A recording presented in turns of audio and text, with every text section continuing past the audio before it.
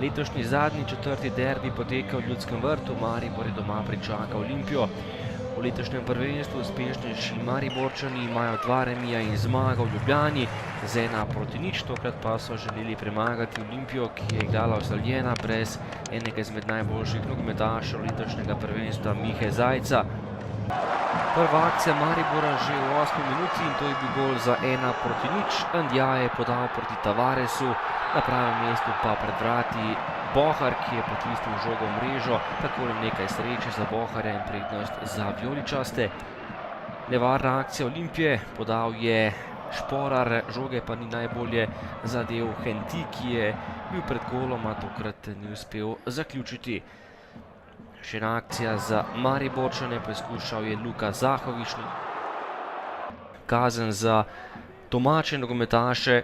Tole je bila že akcija iz 24. minute, odbita žoga je prišla proti Bajriču, ki je zadel za 1:1. Preizkušal je Henti, Bajrič pa je pospravil odbito žogo v mrežo.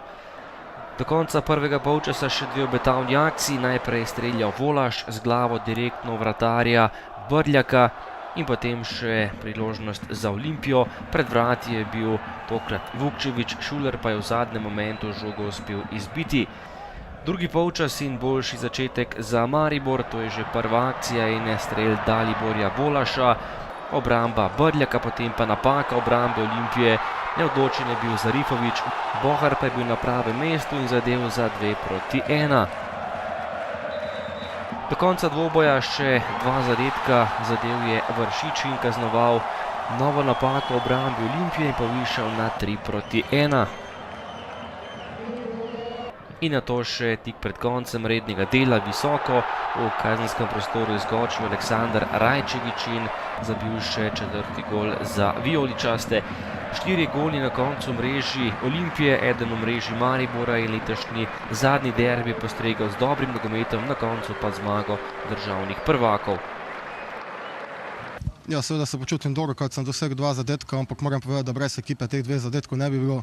Izdelali smo 2 lepe akcije in še moramo tudi pri 3. in 4. golu, vse je bilo lepo odigrano, tako da cela ekipa je pač to delala, da sem lahko jaz danes izstopil z 2 zadetkoma, ampak cela ekipa je igrala fantastično, vseh 11 in tudi tisti, ki so na klopi, z celim strokovnim štabom, z našo publiko, tako da res je danes vse poklopilo. Ja, razpad sistema, nerazumljiv padec v igri, kar se ne smemo dovoliti, in po prijetem drugem zadetku smo se totalno razpadli in pokazali obraz, ki ga ne bi smeli.